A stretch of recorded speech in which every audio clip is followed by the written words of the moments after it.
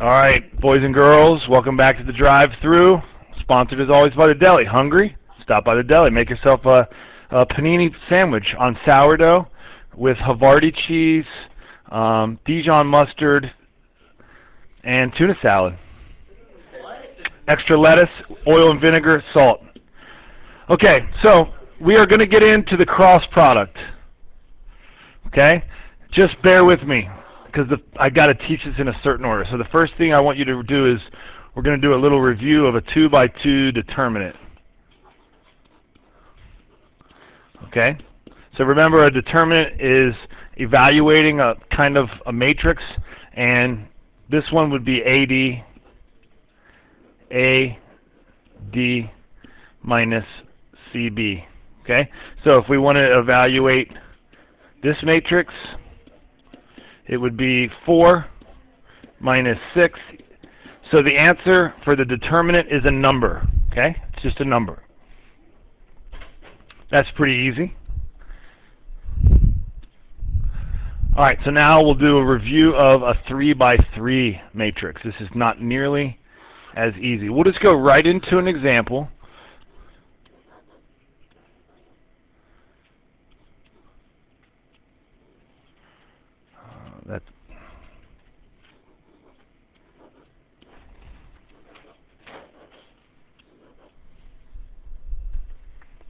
I don't think that's going to be clear enough. So let me just, you guys are going to have to help me with some of this.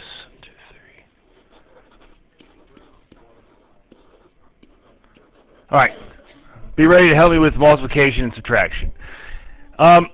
Maybe you were taught to write out the last two columns again and do this diagonal method. I'm going to encourage you to do a different method, and you'll probably see why next slide. So here's how you evaluate a 3x3 matrix. You take this one, okay, and you multiply it by that matrix right there. 5, 8, 6, 9. Now, remember, this is the thing that you guys are going to screw up. The second one is the opposite. It's a minus. Okay? You take this 2 and you multiply it by this matrix. So it's kind of like you cover up the column that it's in and the row that it's in. So this will be 4, 7, 6, 9. And then you take the 3 and you multiply it by that matrix. Okay, so 4, 7, 5, 8. And that's a plus.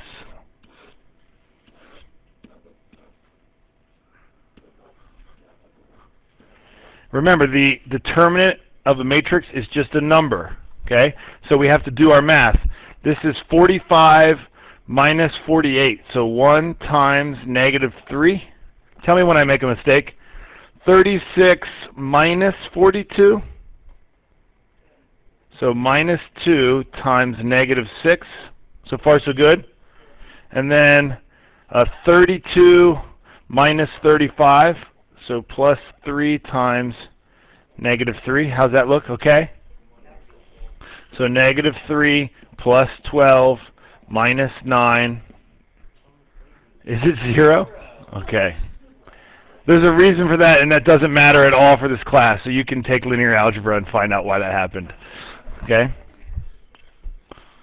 All right, so that's how you evaluate a 3x3 determinant. Just stay with me. Trust me. Okay, so now let's figure out how do we find the cross product of two vectors. So what is the result for 1, 2, 3 cross 4, 5, 6? So this is now a cross product. It's different than a dot product, obviously, but here's the key difference. A dot product results in a blank. What's a scalar? A cross product results in a vector. Now you might be thinking, well, I thought we just got a scalar from the determinants. This is why I suggested you do it this way. This is how you take a cross product.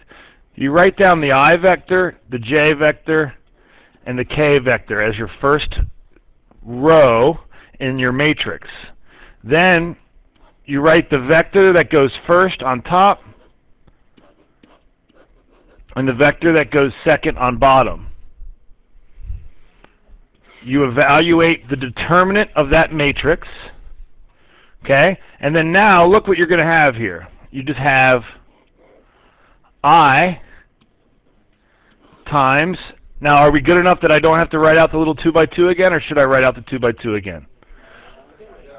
Okay, so look, 12 minus what? Okay. Now, what comes next? This is what you're going to screw up. Minus j, and if you're wondering why it's minus, that's going to be answered, but it's because we have a right-handed system. Okay, so that's going to come into play. Minus j times, all right, so j, give it to me. 6, right? Well, okay, let's write out 6 minus 12. So yeah, and then plus k times 5 minus 8. And so your result of 1, 2, 3 cross 4, 5, 6 can be written as a vector as negative 3, negative 6, thank you, positive 6, and negative 3. Did you see how, even though I'm reminding you of the mistakes you're going to make, I made that same mistake? Okay, so that's going to happen. All right? That's how you find a cross product. Now, what on earth is it telling us? Okay, so in order to answer that question, I just want to do a couple of cross products here, some easy ones. So, do you understand what it's talking about when it talks about the I vector? The I vector equals what? How would we write it out? Right, so what would it be? 1, 0, 0. Okay? What's the j vector? Okay, so let's do I cross j. I cross j. Alright, so here's how we do this. Remember, we do I, j, k, 1, 0, 0, 0, 1, 0. So it's going to be I times what? 0 minus 1. So I times minus 1. Yeah. I times 0 minus, 0 minus 0. Shoot. Good, thank you. I times 0. Thank you, Ratchet. Okay. Minus j times 0 again, right? Okay, plus k times, no, 1 minus 0, right? Top left. So it's 1 minus 0. Okay? So, I cross j gives us what? That's the k vector. Okay? Just bank that in your head for a second. Now let's do, okay, good. Now let's do k cross y. K cross y. Or sorry, k cross j. Okay? What's the k one? So 0, 0, 1 cross 0, 1, 0. Okay, so we have I, j, k. The order does matter, and we're going to figure that out in just a second. Okay, so it's I times negative 1. Okay? Yep. That's good. This stuff is so easy to make mistakes on. And then minus k times 0. I'm just going to speed this up because I know what we're going to get. And then plus j times 0. Just trust me, that's what you get. Okay? So, what did we find that that k cross j equals?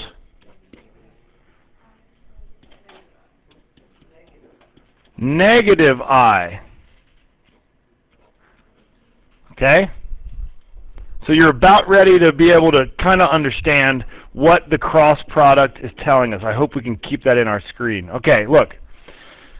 Unfortunately, you can't see a video of me because I'm about ready to show you what the right-hand rule means. Okay?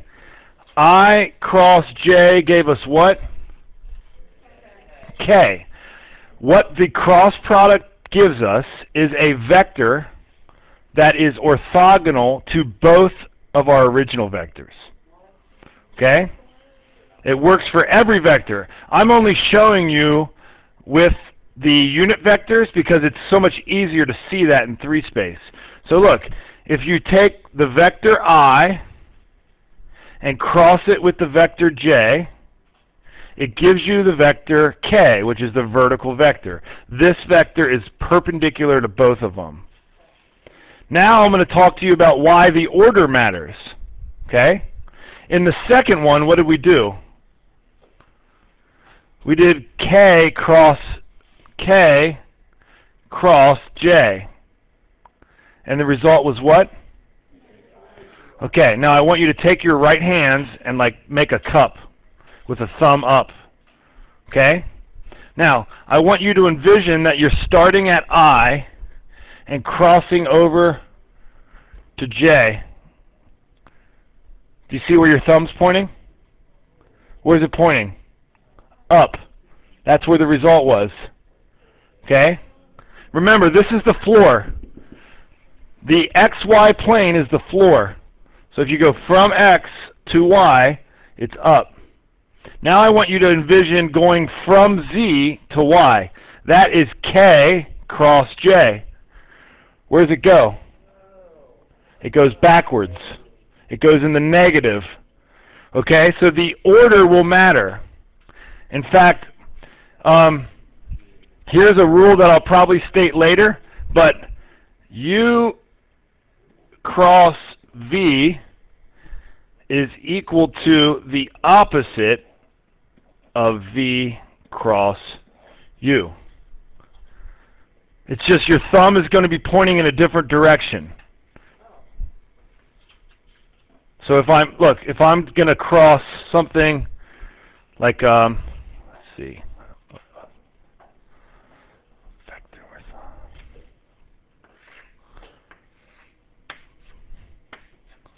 okay. If I did u cross v, I'm going from u to v. That vector's coming right at you guys. But if I did, well, hold on. No, that's wrong. Sorry. If I did v cross u.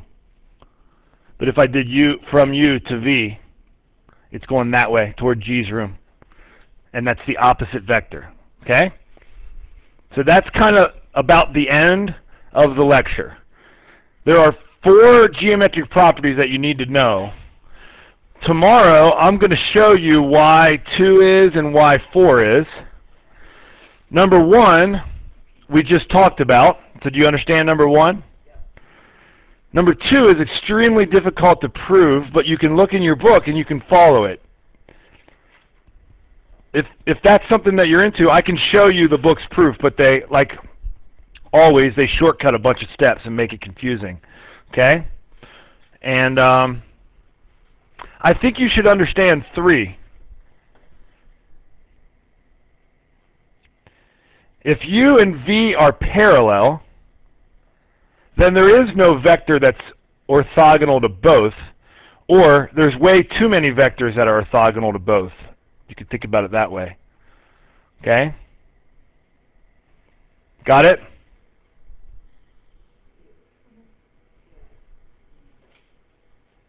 Boom!